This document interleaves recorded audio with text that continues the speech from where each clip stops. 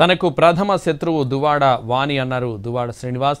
తమకు 2 ఏళ్లుగా గొడవలున్నాయని పేర్కొన్నారు. తమ పిల్లలకు కూడా పగను నూరిపోసిందని అన్నారు దువ్వాడ శ్రీనివాస్. అయితే ఎమ్మెల్సీ వ్యాఖ్యలను ఖండించారు దువ్వాడ వాణి.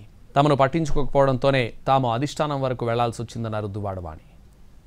శత్రువు నేను 5 సార్లు ఓడిపోవటానికి కారణం బయటికి ఇంతవరకు నేను చెప్పుకోలేదు దువ్వాడ వాణి. పిల్లల్ని కూడా పున్నమనాగులో చిరంజీవి విషం పోసి పెంచి ఎలాగైతే పెంచుతారో ఆఖరికి విషనాగులా తయారు చేస్తారు.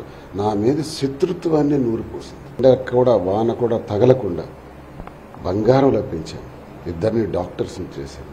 ఏ లోటు లేకుండా బ్రహ్మాండంగా వాళ్ళకి ప్రతి క్షణం చూసుకున్నాను. కానీ వాళ్లల్లో నా మీద వ్యతిరేక భావాలు తిని క్రియేట్ చేస్తుందని నేను ఊహించలేకపోయాను. తన జీవితం నాశనం అయిపోయి ఊరేసుకునే పరిస్థితి వస్తే వద్దు, అటువంటి పని చేయకు. రోజులు ఎలా మారుతాయి చెప్పలేం. డబ్బులు ఇవ్వాల్సిన అవసరం అయితే నేను లేదు అమ్మాయికి. ఆ అమ్మాయికి చాలా కావాల్సినంత ఆస్తులు ఉన్నాయి. విశాఖపట్నంలో ఆస్తులు ఉన్నాయి, టెక్కల్లో ఉన్నాయి, పెట్రోల్ బంక్ ఉంది, భూములు ఉన్నాయి. 7 months 8 months 9 months అవుతుంది.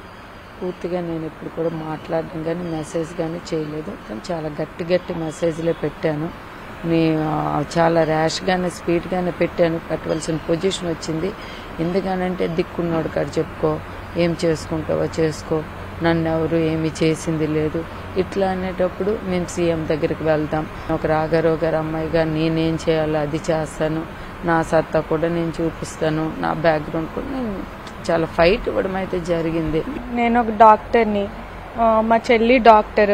మాకు కళ్ళున్నాయి, ఏం జరుగుతుందో మాకు కనిపిస్తుంది. ఒకరు చెప్తే నమ్మేసేంత స్టేజ్లో ఎవరంటే మమ్మీ చెప్పిందని నమ్మేసి, లేకపోతే డాడీ చెప్పిందని నమ్మేసి అంత చిన్నపిల్లలం అయితే మేము కాదు.